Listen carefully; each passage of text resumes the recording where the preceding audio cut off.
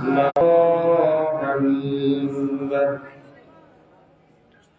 إن الصلاة تنهى عن الفحشاء والمنكر ولذكر الله أكبر فقال رسول الله صلى الله عليه وسلم بني الإسلام على خمس شهادة أن لا إله إلا الله وأن محمدا رسول الله وإقام الصلاة وإيتاء الزكاة والحج وصوم رمضان متفق عليه আল্লাহ পাকের লাখ কোটি শুকরিয়া যে আল্লাহ আমাদের সকলকে শত ব্যস্ততার মাঝে বিভিন্ন সাংসারিক কাজ থেকে আল্লাহ তাআলা আমাদের সকলকে আজকে এই চৌধুরী বাজার এই মাঠ প্রাঙ্গণে মাহফিলে এসে বসার তৌফিক দান করেছেন। এজন্য আমরা সকলে বলি আলহামদুলিল্লাহ। লক্ষ কোটি দুরূদ ও সালাম পেশ করছি আল্লাহর সৃষ্টির প্রধান আকর্ষণ এ বিশ্ব সভার সভাপতি সমস্ত নবী রাসূলদের মাতার তাজ শামসুল হিদায়াত নূরুল হিদায়াত সাইয়্যিদুল মুরসালিন রাহমাতাল লিল আলামিন হযরত মুহাম্মদুর রাসূলুল্লাহ সাল্লাল্লাহু আলাইহি ওয়াসাল্লাম।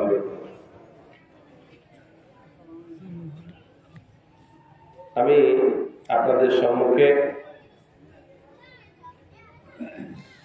পবিত্র কোরআন শরীফ থেকে এখানে আয়াতে কালিমার কিছু অংশ তেলাওয়াত করেছি এবং তার সাথে সাথে আল্লাহ রাসূল সাল্লাল্লাহু আলাইহি ওয়াসাল্লামের একটি হাদিস পাঠ করেছি। ইনশাআল্লাহ এই কোরআনের আয়াত এবং সেই হাদিস অনুযায়ী আমরা সামান্য কিছু কথা বলব। আল্লাহ তাআলা পবিত্র কোরআন মাজিদে ইরশাদ করেছেন ইন্নাস সালাতা তানহা আনিল ফাহশাই ওয়াল মুনকার ওয়া লাযিকরুল্লাহি আকবার। ইন্না হরফ মুশাব্বাহ বিল ফাইল তাকিদ দিয়ে আল্লাহ তাআলা বলতেছেন as-সালাতা নিশ্চয় নামাজ তানহা আনিল ফাহশাই ওয়াল মুনকার খারাপ এবং অশ্লীল কাজ থেকে বিরত রাখে। নামাজ নিশ্চয় নিশ্চয় নামাজ খারাপ এবং অশ্লীল কাজ থেকে কি রাখে? বিরত রাখে। ওয়ালা যিকরুল্লাহি আকবার।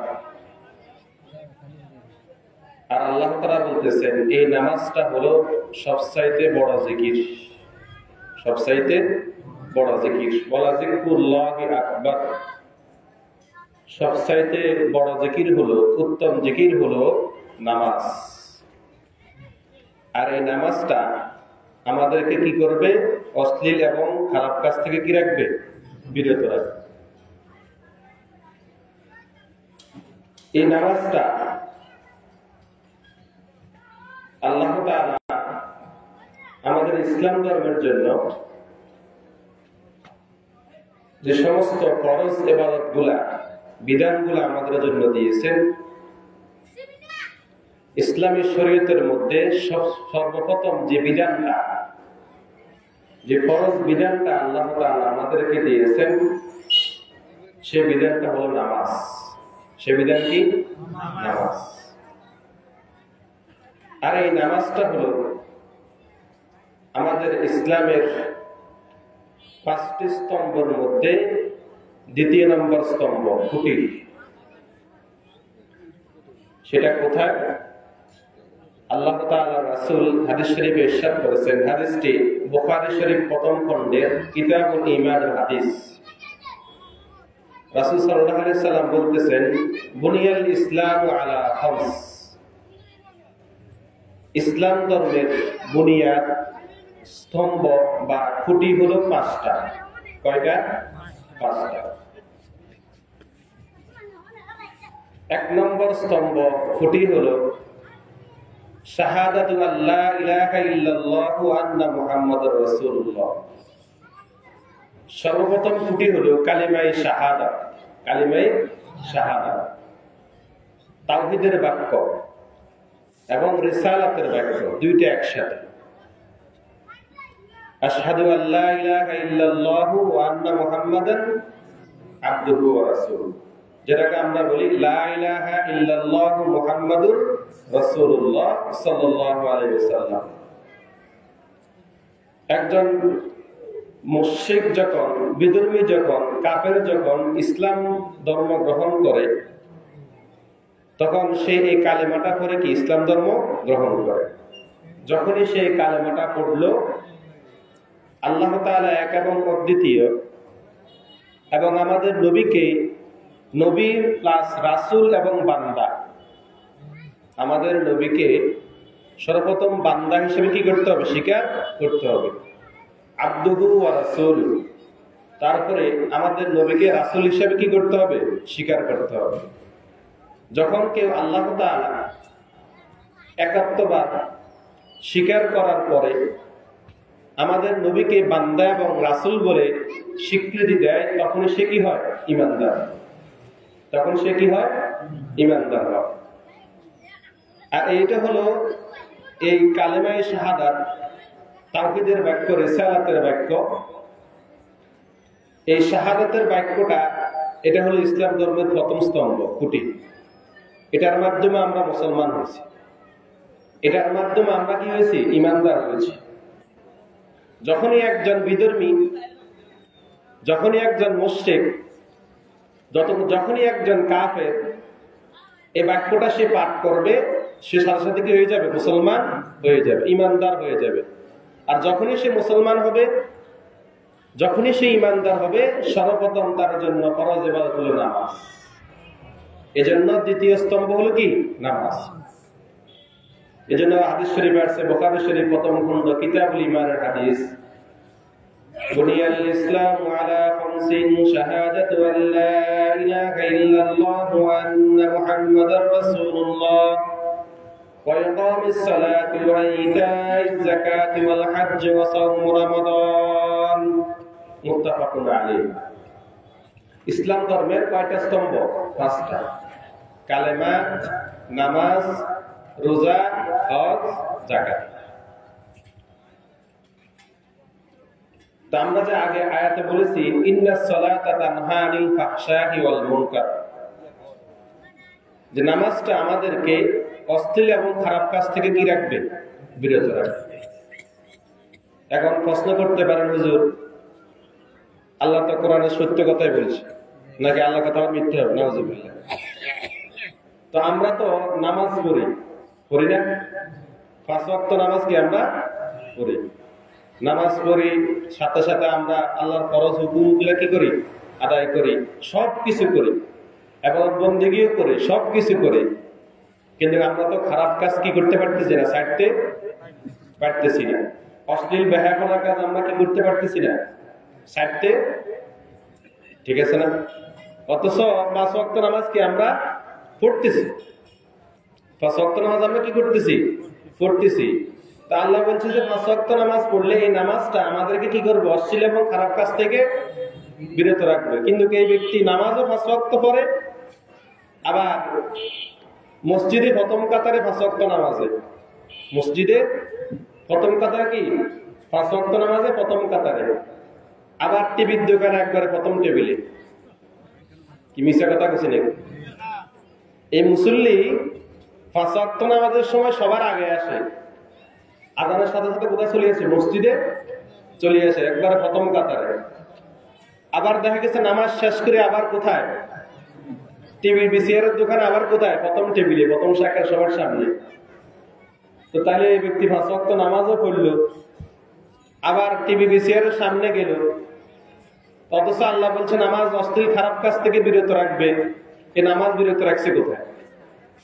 নামাজও পড়তেছে, খারাপ কাজও কি পড়তেছে। এখন প্রশ্ন হলো হুজুর, তাহলে আমাদের নামাজ, এখন আমরা বলবো আপনার এই যে নামাজ পড়তেছেন, এই নামাজটা আপনার নামাজ পড়ার মতো নামাজ হয় না। আল্লাহ তাআলার কবুলিয়তের মতো নামাজ কি হয় না, নামাজ কবুল হয় না। নামাজ আল্লাহ তাআলা কি করেন না, কবুল করেন। এ কবুল করেন না বিধেই তো আমরা খারাপ কাজ করতেছি। এখন আমাদেরকে নামাজ কবুল করতে হলে, আমাদেরকে খারাপ কাজ থেকে বিরত রাখতে হলে কিভাবে নামাজ পড়তে হবে? কি এমন নামাজ পড়তে হবে যে নামাজের কারণে আমাদেরকে নামাজ অশ্লীল কাজ থেকে কি রাখবে, বিরত রাখবে। তাহলে নামাজটা আমরা কিভাবে করব? আল্লাহ কোরআনে বলে দিচ্ছেন, قد أفلح المؤمنون الذين هم في صلاتهم خاشعون। قد أفلح المؤمنون আমাদেরকে বলতেছেন, ঈমানদারদেরকে বলতেছেন। قد أفلح المؤمنون ওই সমস্ত মুমিন ব্যক্তিরাই সফল কামিয়াবি। ওই সমস্ত ঈমানদার ব্যক্তিরা, মুমিন ব্যক্তিরা কি সফল কামিয়াবি কি? যারা কিভাবে নামাজ পড়ে, আল্লাযীনা হুম ফি সলাতিহিম খাশিউন, যারা খুশুখুজুর সাথে নামাজ আদায় করে। কিসের সাথে?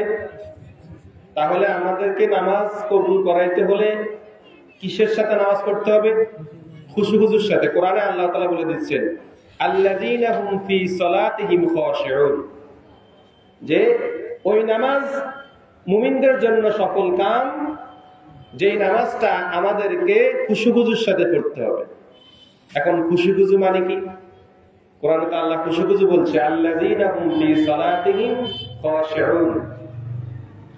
এই খুশুখুজুর ব্যাখ্যা করেছেন ইমাম জালালউদ্দিন সুয়ুতী রাহমাতুল্লাহ আলাইহি। তিনি তার তাফসীর জালালাইনের মধ্যে বলতেছেন, আল্লাযীনা হুম ফি সালাতিহিম খাশিউন, এর মানে হলো, এর ব্যাখ্যা হলো আই মুতাওয়াদিউন, মানে অতীব বিনয়ী, অতীব বিনয়ী, নম্রতার সাথে, একাগ্রচিত্তের সাথে, এক মন এক খেলের সাথে। এই এক মন এক খেল অতীব বিনয়ীর সাথে, বিনয়ী ভাবে যে ব্যক্তি এক মন এক খেল দিয়ে নামাজ পড়বে, ওই নামাজটাই তার জন্য সফল কাম। আর ওই নামাজটাই তাকে খারাপ কাজ থেকে বিরত রাখবে। এখন বলবেন, হুজুর অতীব বিনয়ীর সাথে কিভাবে নামাজ পড়বো? নামাজ তো আমরা হতেছে না। নামাজে আমরা দাঁড়াইছি, আমাদের খেয়াল দুনিয়াবি খেয়াল। নামাজের ভিতরে কি খেয়াল? দুনিয়াবি খেয়াল।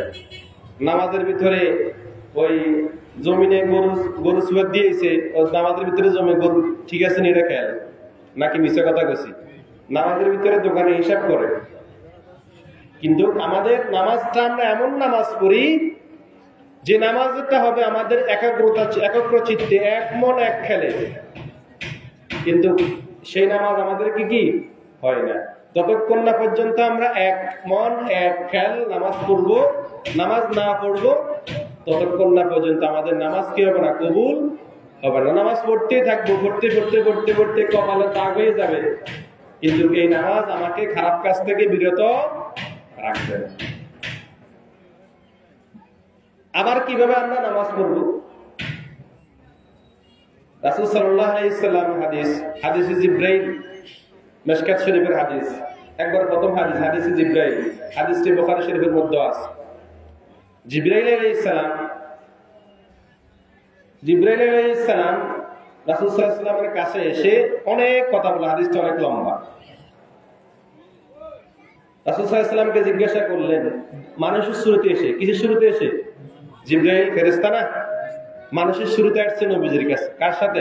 নবীজির সামনে আসছে। আয়েশা, নবীজি আত্মায়াতের শুরুতে বসে আছেন, জিবরাইল আত্মায়াতের শুরুতে বসে নবীজির হাঁটুর সাথে হাঁটু লাগাই দিলেন। নবীজির হাঁটুর সাথে কি লাগাইলেন? মানুষের শুরুতে আসছে। মানুষের শুরুতে আসে। এবার আসে অনেক লম্বা হাদিস। জিবরাইল আলাইহিস সালাম জিজ্ঞাসা করলেন, সংক্ষিপ্ত বলতেছি, যেটা মূল পয়েন্ট সেটা বলতেছি। জিবরাইল বলতেছেন, ইয়া রাসূলুল্লাহ মাল ইহসান, ইয়া রাসূলুল্লাহ ইহসানটা কি? এবার রাসূল সাল্লাল্লাহু আলাইহি ওয়াসাল্লাম বলতেছেন কি, আনতা আবুদাল্লাহ কাআন্নাকা তারাহু ফাইন লাম তাকুন তারাহু ফাইন্নাহু ইয়ারাক। আনতা আবুদাল্লাহ কাআন্নাকা তারাহু, বান্দা এমন ভাবে ইবাদত করবে, বান্দা এমন ভাবে কি করবে? তাআবুদাল্লাহ, আল্লাহ তাআলার ইবাদত করবে। এই ইবাদতের মধ্যে সর্বোত্তম ইবাদত কোনটা? নামাজ। ভুলে গেছেন নাকি? ইবাদতের মধ্যে সর্বোত্তম ইবাদত কোনটা? সবচাইতে বড় ইবাদত কোনটা? নামাজ। এজন্য নবীজি বলতেছেন, আনতা আবুদাল্লাহ, বান্দা এমন ভাবে আল্লাহ তাআলার ইবাদতে মশগুল হবে, নামাজে যখন দাঁড়াবে ইবাদতের জন্য।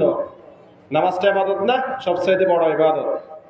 এই যখন নামাজে দাঁড়াবে, কাআন্নাকা তারাহু ফাইন লাম তাকুন তারাহু ফাইন্নাহু ইয়ারাক, সে এমন ভাবে নামাজে দাঁড়াবে, তার নামাজের ভিতরে যখন এমন ভাবে সে খেয়াল করবে, এমন ভাবে সে মনকে একগ্রচিত্তে রাখবে যেন সে আল্লাহকে দেখতেছে। কাকে দেখতেছে? আল্লাহকে দেখতেছে।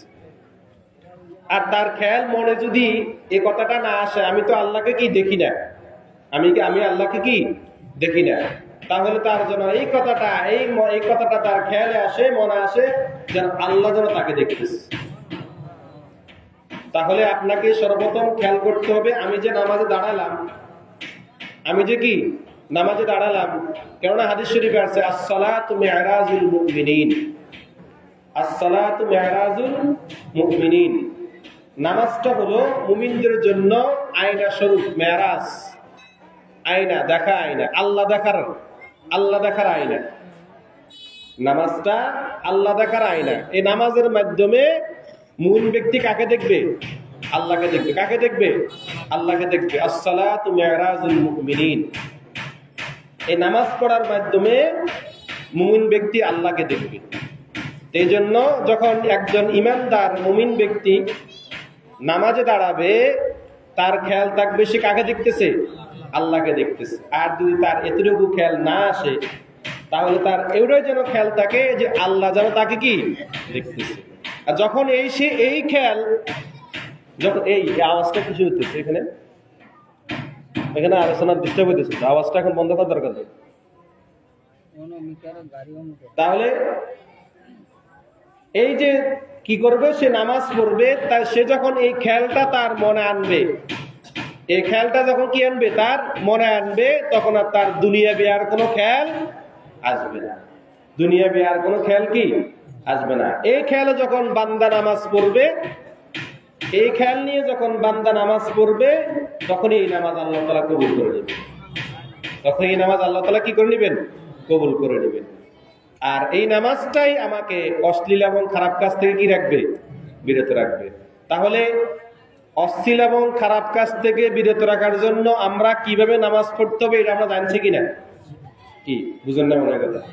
অশ্লীল এবং খারাপ কাজ থেকে বিরত থাকার জন্য নামাজটা কিভাবে পড়তে হবে এটা জানছি না আমরা? এইভাবে নামাজ পড়লে আল্লাহ তাআলা নামাজকে কি করে নেবেন? কবুল করে নেবেন। এই যখন নামাজটা কবুল হয়ে যাবে, তখনই আমাকে নামাজ আমার অশ্লীল এবং খারাপ কাজ থেকে কি রাখবে? বিরত রাখবে। এবার আসুন, আমরা যে এই যে 5 ওয়াক্ত নামাজ আমরা পড়ি, 5 ওয়াক্ত নামাজ যে আমরা আদায় করতেছি, এই 5 ওয়াক্ত নামাজ আল্লাহ তাআলা আমাদের জন্য ফরজ করেছেন শবে মেরাজের রাত্রিতে। শবে মেরাজের রাত্রিতে, রজব মাসের 26 তারিখ দিবাগত 27তম রাত্রিতে রাসূল সাল্লাল্লাহু আলাইহি ওয়াসাল্লাম যখন আল্লাহ তাআলা দিদারে গিয়েছেন, এই মেরাজের রাত্রিতে আমাদের জন্য 5 ওয়াক্ত নামাজ কি নিয়ে এসেছে। শবে মেরাজের রাত্রিতে আল্লাহ তাআলা আমাদের জন্য নামাজকে ফরজ করেছে। তো আমরা যে এই যে 5 ওয়াক্ত নামাজ পড়ি, এই 5 ওয়াক্ত নামাজের পিছনে অনেকগুলো কারণ আছে, প্রেক্ষাপট আছে। যেমন আমরা ফজরের সময় নামাজ পড়ি সুবহে সাদিকের সময়। কোন সময়? রাত্র যখন শেষ হয়ে যায়, দিন যখন কি হয়? শুরু হয়, এটাকে কি বলে? সুবে সাদেক, রাত এবং দিনের মাঝামাঝি, রাত্রও না দিনও না, এই মাঝামাঝি যখন হয় এটাকে কি বলা হয়? সুবে সাদেক। এই সুবে সাদেকের সময় আমরা যে ফজরের নামাজ আদায় করি, ফরজ নামাজ, ফজরের ফরজ নামাজ আমরা আদায় করি, কেন আমরা এই সময়টা আদায় করি? অন্য সময় আদায় করলে তো হইতো কি, ঠিক কেন এই সময় আমরা আদায় করি? আবার জোহরের নামাজ আমরা আদায় করি যখন সূর্য মাথার থেকে কি পশ্চিম দিকে ঢলে যায়, ঠিক মাথা থেকে কি পশ্চিম দিকে যখন আস্তে আস্তে কি ঢলে যায়, দ্বিপ্রহর, দুপুরের সময়। এই সময় আমরা কেন জোহরের নামাজ আদায় করি? অন্য সময় আদায় করলে তো হইতো। কেননা এই যে নির্দিষ্ট সময়গুলোতে আমরা আবার আসরের নামাজ আদায় করি যখন সূর্য অস্ত যাওয়ার একটু আগে, আমরা আসরের নামাজ কি করি? আদায় করি। মাগরিব যখন সূর্য অস্ত যায়, সূর্য যখন কি হয়ে যায়? অস্ত হয়ে যায়, তখন আমরা মাগরিবের নামাজ কি করি? আদায় করি, করি না? আবার এশার নামাজ আদায় করি রাত্রের শুরুতে, প্রথমাংশে এশার নামাজ আদায় করি না? এই যে 5 টাইমে, 5 ওয়াক্তে, 5টা সময় আমরা 5 ওয়াক্ত নামাজ আদায় করি, এই নির্দিষ্ট টাইমগুলোতে আমরা কেন আদায় করি? জানার দরকার আছে না? অন্য সময় তো পড়তে পারতাম, কিন্তু কেন এই নির্দিষ্ট সময়গুলো আদায় করি? এই 5 ওয়াক্ত নামাজের পিছনে, আদায় করার পিছনে কিছু কারণ আছে। কিছু কি আছে? কারণ আছে, প্রেক্ষাপট আছে, ঘটনা আছে। যে ঘটনার ভিত্তিতে আমরা এই 5 ওয়াক্ত নামাজ আমরা এই 5 সময় কি করি? আদায় করি। সর্বপ্রথম আমরা যে ফরজ নামাজটা আদায় করি সেটা হলো ফজরের নামাজ। কোন নামাজ? ফজরের নামাজ 2 রাকাত আমরা আদায় করি না? আদায় করি। হাদিস শরীফে আসছে, সর্বপ্রথম যেই ব্যক্তি, যে দুনিয়াতে যে ব্যক্তি ফজরের নামাজ আদায় করেছেন, 2 রাকাত ফজরের নামাজ আদায় করেছেন, তিনি হলেন আমাদের আদি পিতা হযরত আদম আলাইহিস সালাম। সুবহানাল্লাহ। কে? আমাদের আদি পিতা হযরত আদম আলাইহিস সালাম সর্বপ্রথম ফজরের 2 রাকাত ফরজ নামাজ আদায় করেছেন। কিভাবে? যখন আদম আলাইহিস সালামের ভুল হয়ে গেল, দুনিয়াতে আসার আগে কোথায় ছিলেন? বেহেশতে ছিলেন না? বেহেশতে থাকে, সেখানে মা আম্মা হাওয়া আলাইহিস সালাম সাথে একসাথে বসবাস করেছেন। সেখানে শয়তানের পড়াশোনার কারণে নিষিদ্ধ ফলের কি, নিষিদ্ধ গাছের ফল খেয়েছেন। নিষিদ্ধ গাছের কি পেয়েছেন? ফল খেয়েছেন। এই ফল খাওয়ার কারণে অনেক লম্বা ঘটনা, সংক্ষেপে বলতেছি। এই যখন ফল খেলেন, ভুল হয়ে গেল, ভুলবশত খেয়ে ফেললেন, নাকি ইচ্ছাকৃত খাইছেন? আপনাদের কি আবার ইচ্ছাকৃত খাইছেন এটা মনে হয় নাকি? না। সমস্ত নবীরা, নবী এবং রাসূলগণ নিষ্পাপ, নিষ্কলঙ্ক, ওনাদের কোনো গুনাহ খাতা বলতে কিছুই নাই। তাহলে হুজুর আদম আলাইহিস সালাম যে আল্লাহর আদেশ না মাইনা খাইছে, আল্লাহ তো নিষেধ করছে, লা তাকরাবা হাযিহিশ শাজারাতা ফাতাকুনা মিনাজ জালিমিন। যে নিষিদ্ধ গাছ, এই যে দূরে একটা গাছ দেখা যায়, লা তাকরাবা হাযিহিশ শাজারাতা, এই গাছের কাছে তোমরা কি নিকটবর্তী হইও না, আল্লাহ বলে দিয়েছেন। যদি হও তাহলে ফাতাকুনা মিনাজ জালিমিন, তাহলে তোমরা জালিমদের অন্তর্ভুক্ত হয়ে যাবে। আল্লাহ নিষেধ করার পরেও কি খাইছেন না? আম্মা হাওয়া আলাইহিস সালামও খাইছেন, বাবা আদম আলাইহিস সালামও কি খাইছেন। খাওয়ার পরে অনেক লম্বা ঘটনা, আল্লাহ কোথায় পাঠাইছেন? দুনিয়াতে পাঠাইছেন। অনিচ্ছাকৃত সত্ত্বে। কি সত্ত্বে? অনিচ্ছাকৃত সত্ত্বে। এই যে ইচ্ছাকৃত, একটা হলো ভুল করা আর একটা হলো ভুল হওয়া। একটা হলো ভুল করা আর একটা কি ভুল হওয়া, দুইটা কিন্তু আকাশ পাতাল পার্থক্য। রাস্তা দিয়ে একজন মুরব্বী হেঁটে যাচ্ছে, সাথে একটা ছোট্ট একটা পিছন থেকে একটা যুবক, ইয়ং জেনারেশন একটা যুবক আইসা ওই মুরব্বীর গায়ের মধ্যে হাঁটতে যায়, ধাক্কা লাগছে। লাগে না এরকম? অনেক সময় আমরা রাস্তা দিয়ে হাঁটার সময় একজনের গায়ের সাথে ধাক্কা লাগে না? লাগে তো। একটা ছেলে মুরব্বীর সাথে যাওয়ার সময়, হাঁটার সময় কি লাগছে? গায়ের সাথে অনিচ্ছাকৃত ধাক্কা লাগছে।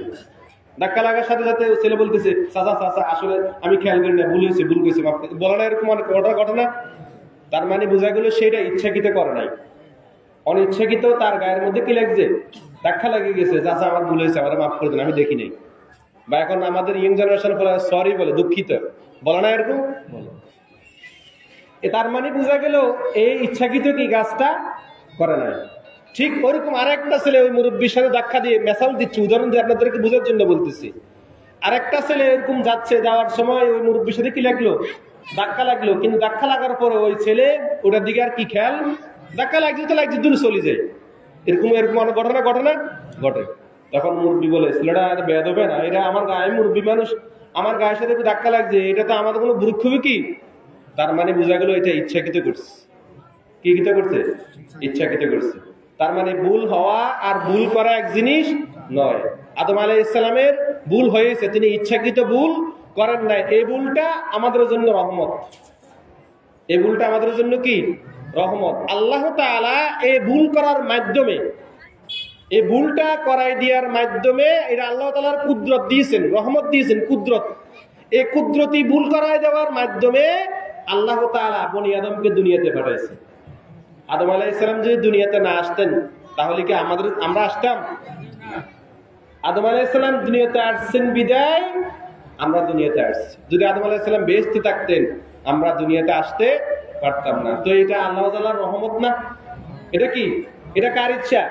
আল্লাহর ইচ্ছা। এটা আল্লাহর ইচ্ছা, এটা আদম আলাইহিস সালামের ভুল না। এটা আলাইহিস সালামের কি? ভুল না। এটা ভুল হয়ে গেছেন আল্লাহ তাআলার হুকুমে। এটা আল্লাহ তাআলা কুদরত দেখাইছেন, আমাদের জন্য রহমত হিসেবে দিয়েছেন। সুবহানাল্লাহ। তো যখন আদম আলাইহিস সালাম দুনিয়াতে আসলেন, দুনিয়াতে আসার সময় যখন দুনিয়াতে নামলেন, যখন নামছেন তখন ছিল রাত্রবেলা। কোন সময়? রাত্র। তখন কোন সময় ছিল? রাত্র। এই রাত্রের বেলায় আদম আলাইহিস সালাম দুনিয়াতে নামছেন। স্বাভাবিকভাবে রাত্রের বেলা অন্ধকার না? কি অন্ধকার না? তখন আমাদের অন্ধকারে যখন কোনো একটা মুরব্বী, কোনো একটা লোক আমরা হাঁটতে যাই, 2-3 জন হাঁটতে যায়, আমরা অনেক সময় ভয় পাই না? না কানে কোনো সাপ কামড় দেয় না, কোনো বিচ্ছু, কোনো মারাত্মক বিষয় কামড় দেয় না কেন? একটা ভর থাকে না? ডর থাকে। তো আদম আলাইহিস সালাম যখন দুনিয়াতে নামলেন, রাত্রের বেলা নামছেন, নামার পরে উনি অন্ধকার চতুর্দিকে দেখছেন, অন্ধকার দেখছেন। এই অন্ধকারে ওনার মনের ভিতরে স্বাভাবিক একটু কি এসছে? ভয়। কিরে, কোথায় আসলাম? বেহেশত থেকে দুনিয়াতে আসছি, কোথায় আসলাম? কি দুনিয়াতে আসলাম? কোন জায়গায় আসলাম? কোনো নির্দিষ্ট কোনো বিষয় নেই। উনি ওনার মনের ভিতরে একটু চিন্তা, মনে একটু ভয়। এই যখন আস্তে আস্তে যখন রাত্রটা শেষ হয়ে গেল, যখন দিন দেখা দিল, শোবে সাদেক কি দিল? দেখা দিল। এই যে আলো দেখা দিছে না? কোন সময় আলো? শোবে সাদেক। রাত্রও না দিনও না, রাত্রও না দিনও না, শোবে সাদেক, দিনের মাঝামাঝি। বেহেশতে সব সময় আদম আলাইহিস সালাম এই সময়টাতেই ছিলেন। বেহেশতে আমরা যে ইনশাআল্লাহ বেহেশতে যাবো, তো ইনশাআল্লাহ সবাই বেহেশতের আবহাওয়াটা থাকবে, বেহেশতের যে আলোটা থাকবে সেটা এই শোবে সাদেকের সময়ের মতো থাকবে। ঠান্ডা বাতাস, গরমও না ঠান্ডাও না। কি? গরমও না ঠান্ডাও না। শোবে সাদেকের সময়টা একবারে শীতাতপ নিয়ন্ত্রিত। বেহেশতে সব সময় এইভাবে থাকে। আদম আলাইহিস সালাম দেখলেন যে বেহেশতে যে ছিলাম ওই ঠিক বেহেশতের মতোই দেখা যাইতেছে। ঠিক বেহেশতের সময় কি মতো দেখা যাইতেছে। এই যে দিনের আলো পেলেন, এই জন্য তিনি শুকরিয়া তার ওই সময় 2 রাকাত নামাজ পড়ছেন। ওই সময় 2 রাকাত কি নামাজ পড়ছেন। আল্লাহ তাআলা এত খুশি হয়েছেন। এই খুশি হওয়ার কারণে আল্লাহ তাআলা বললেন, আদম তুমি যে এই যে 2 রাকাত নামাজ পড়লা শুকরিয়া তার, এই যে আলো দেখা শোবে সাদেকের সময়, আমি খুব খুশি হয়েছি। আর আদম তুমি জেনে আরো খুশি হও, কিয়ামত পর্যন্ত তোমার যত বনি আদম দুনিয়াতে আসবে সকলের জন্য আমি এই সময় 2 রাকাত নামাজকে আমি ফরজ করে দিলাম। সেখান থেকে আদম আলাইহিস সালাম 2 রাকাত ফজরের 2 রাকাত নামাজ পড়েছেন। সেই জন্য আমাদের জন্য আল্লাহ তাআলা 2 রাকাত ফজরের নামাজকে এই সময় ফরজ করে দিয়েছেন। এরপর আমরা ফজরের পরে আমরা জোহরের নামাজ কয় রাকাত করি? ফরজ কয় রাকাত? 4 রাকাত। জোহরের নামাজ ফরজ 4 রাকাত যে ব্যক্তি আদায় করেছেন তিনি হলেন আমাদের জাতির পিতা হযরত ইব্রাহিম আলাইহিস সালাম। আমাদের জাতির পিতা হযরত ইব্রাহিম, মুসলিম জাতির পিতা। মিল্লাতা আবিকুম ইব্রাহিম হুয়া সাম্মাকুমুল মুসলিমিন। মিল্লাতা আবিকুম ইব্রাহিম, আমাদের এই যে মিল্লাত, এই যে আমাদের জাতি, এই আমাদের জাতির পিতাকে হযরত ইব্রাহিম আলাইহিস সালাম। আর তিনি হুয়া সাম্মাকুমুল মুসলিমিন, তিনি আমাদের মুসলমান নাম রেখেছেন। ইব্রাহিম আলাইহিস সালাম জাতির পিতা। ইব্রাহিম আলাইহিস সালাম সর্বপ্রথম এই জোহরের 4 রাকাত ফরজ নামাজ আদায় করেছেন। কি কারণ? কারণটা হলো এটা, আমরা সকলে জানি ইব্রাহিম আলাইহিস সালাম এবং ইসমাইল আলাইহিস সালামের জবাইয়ের ঘটনা। জানি না, অনেক লম্বা ঘটনা, আমি সংক্ষিপ্ত মূল পয়েন্টটা বলে দিচ্ছি। ইসমাইল আলাইহিস সালাম তো জবাই হন নাই, হয়েছে নাকি না? তো এই যে জবাই হন নাই, অনেক লম্বা ঘটনা। নবী ইসলাম স্বপ্নে দেখছেন, ইয়া বুনাইয়া ইন্নী আরা ফিল মানামি আন্নী আসবাহুকা ফানজুর মাযা তারা ক্বালা ইয়া আবাতি ফাআল মা তু'মারু সাতাজিদুনি ইনশাআল্লাহু মিনাস সাবিরিন। অনেক লম্বা ঘটনা, সংক্ষেপে বলতেছি। ইব্রাহিম আলাইহিস সালাম স্বপ্নে দেখলেন ইসমাইল আলাইহিস সালাম কি করতেছেন? জবাই করতেছেন। আল্লাহর হুকুমে। কার হুকুমে? সন্তানকে এসে বললেন। সন্তানকে বলার সাথে সাথে সন্তান রাজি হয়ে গেছে। সুবহানাল্লাহ। কি হয়ে গেছে? রাজি হয়ে গেছে। ইয়া আবাতি ফাআল মা তু'মারু, যে বাবা আপনি যে আদিষ্ট হয়েছেন, স্বপ্নে আদিষ্টিত হয়েছেন, আপনার এই স্বপ্ন কখনো মিথ্যা হবার কোনো সুযোগ কি নাই। এই স্বপ্নটা আপনি বাস্তবায়ন করেন, আমি রাজি হয়ে গেলাম, আমাকে জবাই করেন। অচিরেই সাতাজিদুনি ইনশাআল্লাহু মিনাস সাবিরিন, আপনি আমাকে সবরকারীদের সাথে পাবেন, ধৈর্যশীলদের সাথে পাবেন। এই যে রাজি হয়ে গেলেন, চারটা কারণে ইব্রাহিম আলাইহিস সালাম জোহরের 4 রাকাত নামাজ পড়েছেন। কয়টা কারণ? 4টা কারণ। এক নম্বর কারণ হলো ইব্রাহিম আলাইহিস সালাম যে তার সন্তানকে ইসমাইল আলাইহিস সালামকে যে প্রস্তাব দিয়েছেন, এই প্রস্তাব ইসমাইল আলাইহিস সালাম কি করেছেন? গ্রহণ করেছেন, রাজি হয়েছেন। এটা কত বড় নেয়ামত না? কি নেয়ামত না? আপনি কোন, আপনারা বাবারা যারা আছেন, আপনাদের সন্তানদেরকে বলেন এই এদিকে তোরা আমি জবাই করুন, সন্তান রাজি হইব নি?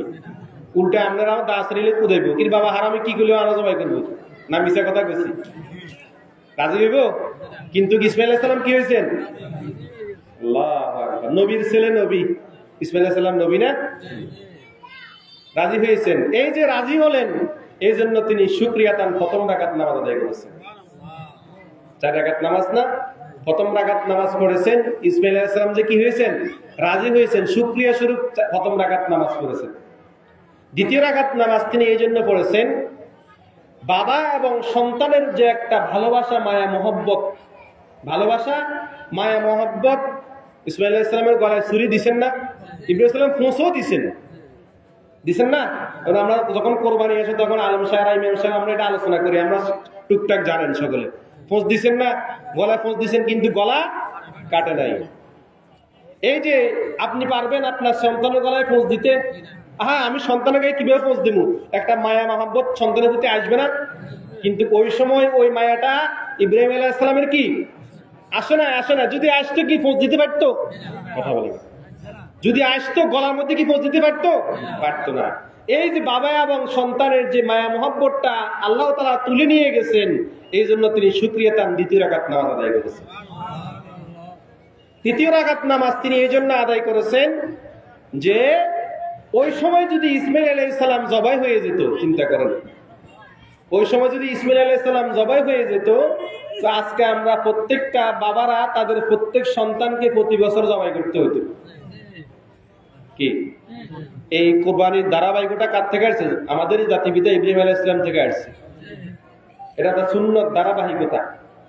তখন পশু জবাই হয়েছে বিদায় আজকে আমরা পশু কি করি? জবাই করি। যদি তখন সন্তান জবাই হইতো, আল্লাহ তো এটা কি করেন না, কবুল। এই যে সন্তান জবাইকে মাফ করে দিয়া আল্লাহ তাআলা যে আমাদেরকে কি সুন্দর একটা পশু জবাইয়ের নির্দিষ্টরা সৌন্দর্যময় দিয়ে দিয়েছেন, এই জন্য শুকরিয়া তান তিনি তৃতীয় রাকাত নামাজ আদায় করেছেন। এই পশু জবাই করার মাধ্যমে এটা একটা ইবাদত। কুরবানিটা একটা কি ইবাদত, এটা ইবাদত। এই ইবাদত যেহেতু আল্লাহ তাআলা আমাদেরকে দিয়েছেন, এই জন্য শুকরিয়া তান কি তৃতীয় রাকাত নামাজ আদায় করেছেন। চতুর্থ রাকাত নামাজ তিনি এই জন্য আদায় করেছেন, সন্তান এবং বাবার এই যে মায়া মহব্বত ভালোবাসার মাধ্যমে দিয়া আল্লাহ তাআলা যাকে তিনি সন্তুষ্ট করতে পেরেছেন। আল্লাহ সন্তুষ্ট হয়েছে না? ইব্রাহিম খলিলুল্লাহ, ইব্রাহিম খলিলুল্লাহ উপাধি দিয়েছেন। আল্লাহ যে সন্তুষ্ট হয়েছেন, এই জন্য তিনি শুকরিয়া তান চতুর্থ রাকাত নামাজ আদায় করেছেন। কয় রাকাত নামাজ হলো? এই 4 রাকাত নামাজ তিনি যে সময় আদায় করেছেন, ওই সময়টা ছিল জোহরের সময়। ওই সময় কোন সময় ছিল? জোহরের সময়। মিনাতে যায় আদায় করছেন। ওই যে সন্তান জবাই হয়ে যাওয়ার পরে যখন সবকিছু হয়ে গেল, এই জন্য তিনি শুকরিয়া তান যে নামাজ আদায় করেছেন 4 রাকাত নামাজ। এই 4 রাকাত নামাজকে আল্লাহ তাআলা আমাদেরকে ওই সময় খরচ করে দিয়েছেন। এগুলো কয় ওয়াক্ত? 2 ওয়াক্ত। এবার আসেন আসরের নামাজ। কোন নামাজ? আসরের নামাজ কয় রাকাত? 4 রাকাত ফরজ। এই 4 রাকাত ফরজ আসরের নামাজ যিনি সর্বপ্রথম আদায় করেছেন তিনি হলেন হযরত ইউনূস আলাইহিস সালাম। কে? হযরত ইউনূস আলাইহিস সালাম। তিনি 4 রাকাত আসরের নামাজ আদায় করেছেন।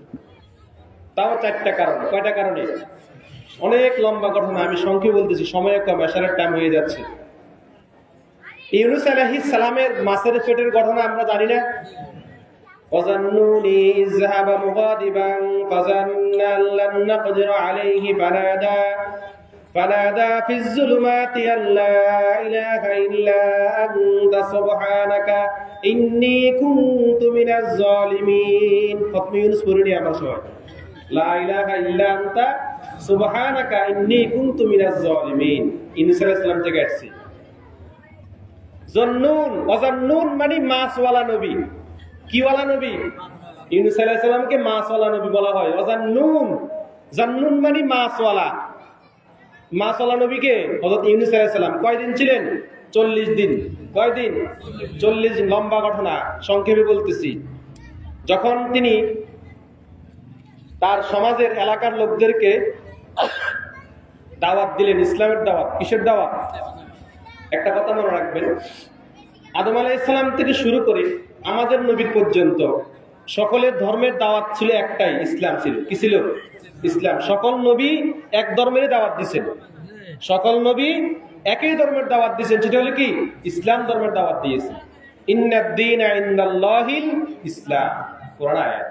একমাত্র মনোনীত ধর্ম কি? ইসলাম। তাহলে হুজুর অন্যান্য ধর্ম, এটা ওনারা আবিষ্কার করেছেন। এক কথা শেষ। অন্যান্য যে ধর্মগুলো আছে সেটা তারা কি করেছেন? আবিষ্কার করেছে। কিন্তু আমাদের জন্য একমাত্র মনোনীত ধর্ম কি? ইসলাম। যখন তিনি দাওয়াত দিলেন, অনেক লম্বা ঘটনা সঙ্গে বলতেছি, কাউমেরা দাওয়াত কি করেন না, মানেন নাই, ভয় দেখাইছেন যে তোমাকে আমরা মেরে ফেলব। অনেক ভয়, এই জন্য তিনি ভয়ে ইউনূস আলাইহিস সালাম তার এলাকা থেকে বাদ দিয়ে নদী পার হয়ে আরেক এলাকায় চলে যাবেন। কারণ যদি থাকে কাউমেরা কি করবে? মেরে ফেলবে। তখন এই ভয়ে তিনি আল্লাহ তাআলার কাছ থেকে অনুমতি নেন নাই। আল্লাহ তাআলার কাছ থেকে কি নেন নাই? অনুমতি নেন না। অনুমতি না নিয়ে চলে যেতেছেন। সংক্ষিপ্ত কথা, নৌকায় উঠলেন। কোথায়? নদী পার হতে কোথায় যেতে হবে? নৌকায় উঠলেন। নৌকায় উঠার সাথে সাথে হঠাৎ করে নদীতে প্লাবন শুরু হলো। প্লাবন শুরু হয়ে যাওয়ার কারণে এবার সকলে বলতেছে, নিশ্চয়ই এই নদীর এই বোটের মধ্যে, নৌকার মধ্যে মালিকের অবাধ্য কোনো গোলাম আছে। মালিকের অবাধ্য কোনো কি আছে? গোলাম আছে, যার কারণে আজকে এখন এই নদীর অবস্থা। ইউনূস আলাইহিস সালাম হঠাৎ করে মনে চিন্তা করলেন, কি রে, আমি যে এক এলাকা থেকে আরেক এলাকা যাচ্ছি, যাইতে হবে কার হুকুমে? আল্লাহর হুকুমে। আমি তো আল্লাহর কাছ থেকে অনুমতি নেই নাই, আমি সেই আল্লাহর অবাধ্য গোলাম। ইউনূস আলাইহিস সালাম বললেন, বাবা আমি সেই আল্লাহর অবাধ্য গোলাম। তখন লোকজন সবাই বললেন, না, এত সুন্দর ব্যক্তি। নবী কি ছিলেন? নবীরা সমস্ত নবী কি ছিলেন? সুন্দর ছিলেন। কি এত সুন্দর ব্যক্তি আল্লাহ তাআলা অবাধ্য গোলাম হতে কি পারে না? সংক্ষিপ্ত করা, তাহলে কি করো? লটারি করো। কি করো? লটারি করলেন ইউনূস নবীর নাম। কার নাম? ইউনূস নবীর নাম। একবার, দুইবার, তিনবার লটারি করেন, তিনবারে কার নাম? ইউনূস আলাইহিস সালামের নাম। এবার বললেন যে এটা আল্লাহর হুকুম। কার হুকুম? বাবা মাকে ফেলে দাও। ফেলে দিলেন। ফেলে দেওয়ার পরে আল্লাহর হুকুমে 3 মাস আসলেন। কি আসলেন? 3 মাস আসলো। 3 মাস এসে ইউনূস আলাইহিস সালামকে ভক্ষণ করে নিলেন। সেখানে পেটের ভিতরে তিনি সংরক্ষিত অবস্থায় ছিলেন। এই 3 মাসটা পুরা সাগরের মধ্যে ইউনূস আলাইহিস সালাম নিয়ে ঘুরতেছেন। পুরো সাগরে ইউনূস আলাইহিস সালামকে নিয়ে ঘুরতেছেন। ঘুরতে যখন 20 দিন ঘুরলেন, এই মাছটা হয়রান হয়ে গেছে। কি হয়ে গেছে? হয়রান, দুর্বল হয়ে গেছে। তখন আল্লাহর হুকুম তো 40 দিন থাকতে হবে। 20 দিন গেছে, আরো 20 দিন থাকা দরকার না? আল্লাহ তাআলা হুকুম করলেন, এর চেয়ে আরো একটা বড় একটা মাছকে হুকুম করলেন। ওই মাছটা আয়সা ওই মাছ সহকারে ইউনূস আলাইহিস সালামকে আবার গিলে ফেললেন। এই মাছটা আরো 20 দিন। কয়দিন? 20 দিন। কোরআনে আল্লাহ তাআলা বলতেছেন, ফি যুলুমাতিন সালাস, 3টা অন্ধকার। কয়টা অন্ধকার? 3টা অন্ধকার। আর হাদিসে আরেকটা অন্ধকারের কথা আমরা জানছি, মোট 4টা অন্ধকার। কয়টা অন্ধকার? ইউনূস আলাইহিস সালাম তখন ওই সময় নদীতে 4টা অন্ধকারের ভিতরে ছিলেন। কয়টা অন্ধকারের ভিতরে? সম্ভব হবে আপনাদের প্রথম অন্ধকার হলো প্রথম মাছের পেটের অন্ধকার। প্রথম যে মাছটা খাইছে, মাছের পেটের ভিতরে অন্ধকার না? এ কয়টা অন্ধকার হলো? প্রথম মাছের পেটের অন্ধকার। এই যে ইউনূস আলাইহিস সালাম প্রথম মাছের পেটের থেকে অন্ধকার থেকে মুক্ত হলেন, এই জন্য তিনি শুকরিয়াতান প্রথম রাকাত নামাজ পড়ছেন। দ্বিতীয় রাকাত নামাজ তিনি এই জন্য পড়ছেন, দ্বিতীয় মাছের পেটের অন্ধকার। এরপর আরেকটা মাছ খাইছে না, দ্বিতীয় নম্বর মাছটা, কয় অন্ধকার হলো? দুইটা। এই জন্য তিনি দুইটা অন্ধকার থেকে মুক্তি পাইছেন, শুকরিয়াতান 2 রাকাত নামাজ পড়ছেন। তৃতীয় নাম্বার অন্ধকার হলো পানি সাগরের নিচের অন্ধকার। সাগরের নিচে তলদেশিকে অন্ধকার না? অন্ধকার। তো এই জন্য তিনি তৃতীয় অন্ধকার থেকে যখন মুক্ত হলেন, এই জন্য তিনি শুকরিয়াতান 3 রাকাত নামাজ আদায় করছেন। চতুর্থ রাকাত নামাজ তিনি এই জন্য আদায় করেছেন, ওই সময় ছিল অমাবস্যা প্লাস রাত্র অন্ধকার। রাত্রিবেলা অন্ধকার না, দুনিয়া অন্ধকার হয়ে যায় না? তুমি কয়টা অন্ধকার হলো? 4টা। 40 দিন পরে ইউনূস আলাইহিস সালাম যখন এই 4টা অন্ধকার থেকে মুক্তি পেলেন, এই জন্য তিনি শুকরিয়াতান ওই আসরের সময় যখন মাছ আইটা উপরে উঠাই দিলেন, নদীর উপরে কি দিলেন? উঠাই দিলেন, এই 4টা অন্ধকার থেকে যে মুক্তি পেলেন, এই জন্য তিনি শুকরিয়াতান 4 রাকাত নামাজ আদায় করেছেন। এই 4 রাকাত নামাজকে আল্লাহ তাআলা আমাদের জন্য এই আসরের সময় ফরজ করে দিয়েছেন। তাহলে কয় ওয়াক্ত গেল? 3 ওয়াক্ত। এবার আসেন চতুর্থ নাম্বার 4 নাম্বার ওয়াক্ত হলো মাগরিবের নামাজ। কি নামাজ? মাগরিবের নামাজ। মাগরিবের নামাজ সর্বপ্রথম যে নবী আদায় করেছেন তিনি হলেন হযরত ইয়াকুব আলাইহিস সালাম। কে? ইয়াকুব নবী, ইউসুফ আলাইহিস সালামের আব্বা হযরত ইয়াকুব আলাইহিস সালাম। তিনি সর্বপ্রথম কি নামাজ আদায় করেছেন? মাগরিবের নামাজ আদায় করেছেন। কয় রাকাত? 3 রাকাত, 3 ওয়াক্ত। আমরা একটু 5 মিনিট পরে শেষ করি। হ্যাঁ,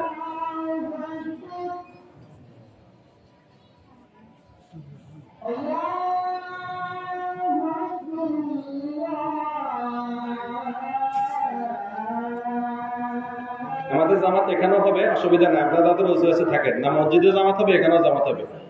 নামাজ আজান শেষ হোক, সংক্ষিপ্ত ভাবে আমি 2-3 মিনিটে বাকিগুলো শেষ করে দেব।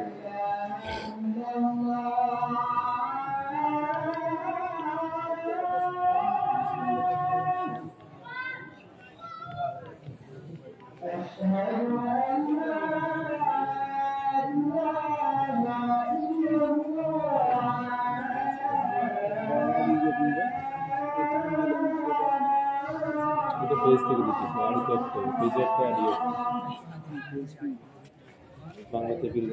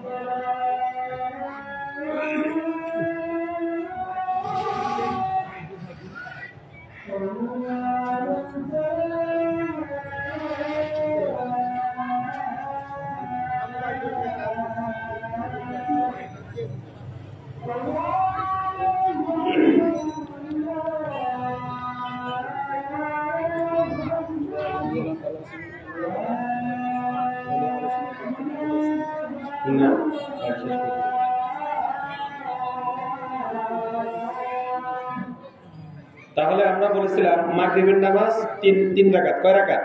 3 রাকাত। ইয়াকুব আলাইহিস সালাম আদায় করেছেন 3টা কারণে। কয়টা কারণে? ছোটবেলায় ইউসুফ আলাইহিস সালাম বাবার থেকে হারাই গেছেন না? ইউসুফ আলাইহিস সালাম কি বাবার থেকে হারাই গেছেন না? এরপর আবার বাবার সাথে কি হয়েছেন? একত্রিত হয়েছেন। যখন একত্রিত হয়েছেন, ওই সময় ইয়াকুব আলাইহিস সালাম ছিলেন অন্ধ। বাবার ছেলের সন্তানের শোকে কান্না করতে কি হয়ে গেছেন? অন্ধ হয়ে গেছেন। তখন ইউসুফ আলাইহিস সালাম, সংক্ষেপে বলতেছি, ইউসুফ আলাইহিস সালাম ওনার গায়ের একটা জুব্বা ছিল। কি ছিল? জুব্বা ছিল। ওই জুব্বাটা বাবার কাছে পাঠালেন। বাবা যেন এই জুব্বাটা ইযহাবু বিকামিসি হাযা ফালকিহি আলা ওয়াজহিহি বিয়াতি বাসীরা, যখন এই জুব্বাটা আইনা বাইরা ইয়াকুব আলাইহিস সালামকে দিলেন, বললেন যে এই জুব্বাটা, গায়ের জুব্বাটা, কমিস গোল জামা, গোল জুব্বা, এই জুব্বাটা আইসা বাবার চেহারার মধ্যে যেন মাখে, মালিশ করে, কি করে, মালিশ করে। তো যখন এই জুব্বাটা মালিশ করলেন, তখন এই জুব্বার উসিলায় আল্লাহ তাআলা ইয়াকুব আলাইহিস সালামের চক্ষু দৃষ্টি ফিরিয়ে দিয়েছেন। চক্ষু দৃষ্টি কি করেছেন? ফিরিয়ে দিয়েছেন। তো এই জন্য প্রথম রাকাত তিনি নামাজ আদায় করেছেন, তিনি যে তার চক্ষু দৃষ্টি ফিরে পেয়েছেন। কি পেয়েছেন? চক্ষু দৃষ্টি ফিরে পেয়েছেন, এই জন্য তিনি প্রথম রাকাত নামাজ আদায় করেছেন। দ্বিতীয় রাকাত নামাজ তিনি এই জন্য আদায় করেছেন, আবার যে পুনরায় সন্তানকে কি করেছেন? ফিরে পেয়েছেন, এই জন্য তিনি দ্বিতীয় রাকাত নামাজ শুকরিয়া আদায় করেছেন। তৃতীয় রাকাত নামাজ না আদায় করেছেন যে সন্তান যে দিনের উপরে প্রতিষ্ঠিত ছিল। ইউসুফ আলাইহিস সালাম কিসের প্রতিষ্ঠিত ছিল? সেই দিনের উপরেই প্রতিষ্ঠিত ছিল, এই জন্য তিনি তৃতীয় রাকাত নামাজ আদায় করেছেন। যে সময় নামাজ আদায় করেছেন ওই সময় ছিল মাগরিবের সময়। এই 3 রাকাত নামাজকে আল্লাহ তাআলা আমাদের জন্য মাগরিবের সময় ফরজ করে দিয়েছে। এবার আসেন এশার নামাজ 4 রাকাত। কয় রাকাত? 4 রাকাত। 2-3 জন নবীর কথা পাওয়া যায়। সর্বশেষ বিশেষভাবে আমাদের নবীর বিষয়ে হাদিস শরীফে আসছে, আল্লাহ তাআলা এশার নামাজটা আমাদের নবীর জন্য একটা বিশেষভাবে বরকতভাবে দিয়েছে। আমাদের নবীকে হাদিয়ে দিয়েছেন। কি দিয়েছেন? হাদিয়ে দিয়েছেন। একদিন এই মসজিদে নববীতে নামাজ পড়ার জন্য সাহাবীরা বসে আছেন। এশার নামাজ কোন সময়? এশার নামাজ পড়ার জন্য বসে আছেন। নির্দিষ্ট একটা টাইমটা ওভার হয়ে যাচ্ছে, নবীজি আসতেছেন না। সাহাবীরা অপেক্ষা করতেছেন আমাদের জন্য। নবীজি কি করতেছেন না? আসতেছেন না। তখন কিছুক্ষণ পরে নবীজি আসলেন। আসার পরে নবীজি দেখলেন সাহাবীদের মনের মধ্যে একটু চেহারাতে একটু বিরক্তি বা কি দেরিতে, স্বাভাবিক কি দেরিতে আসে। যেমন আমরা অনেক সময় এই ইমাম সাহেব 2-1 মিনিট দেরি হলে কিছু মুসল্লি আছে না, গরম হয়ে যায়, এই ইমাম সাহেব এতক্ষণ আগে গেলে মুসল্লি আছে না, কিছু মুসল্লি আছে। অথচ দেখে যে ইমাম সাহেব বাথরুমে গেছে, ইমার্জেন্সি কাজে গেছে, কিন্তু ওই মুসল্লি সহ্য হয় না, এরকম আছে না। যাক, সাহাবীদের সাথে তুলে দেওয়ার নামাজ বললে সাহাবীদের মনের মধ্যে চেহারা একটু মন খারাপ। তখন রাসূল সাল্লাল্লাহু আলাইহি ওয়াসাল্লাম বললেন, সাহাবীরা এই যে তোমরা যে এতক্ষণ এই যে নামাজের জন্য অপেক্ষা করলা, তোমরা জানো এই নামাজটা একটা বিশেষ একটা হাদিয়া, এটা আল্লাহ তাআলা আমাকে দিয়েছে। এশার নামাজ আল্লাহ তাআলা কাকে দিয়েছেন? আমাদের নবীকে এটা বিশেষ একটা হাদিয়া দিয়েছেন। এই জন্য যেহেতু আমাদের নবীকে বিশেষ নামাজটা আল্লাহ তাআলা হাদিয়া দিলেন, এই নামাজে আমাদের নবীকে উসিলা করে এই কিয়ামত পর্যন্ত এই এশার নামাজ 4 রাকাত নামাজটা আমাদের জন্য আল্লাহ ফরজ করে দিয়েছে। এই হলো 5 ওয়াক্ত নামাজের সংক্ষিপ্তভাবে কয়েকটি কাজ। কথা বলছেন, আল্লাহ তাআলা আমাদের সকলকে যেন যে বিষয়ে আলোচনা করলাম এটার উপর আমল করতে দেন, সকলে বলুন আমিন। জি, আযান দিয়ে দেন, সংক্ষিপ্ত আযান দিয়ে তাড়াতাড়ি না। জামাত এখানেও জামাত হবে, মসজিদে জামাত হবে। যাদের ওযু আছে কাতার করে বসে যান, ওযু না থাকলে ওযু করে আসেন তাড়াতাড়ি।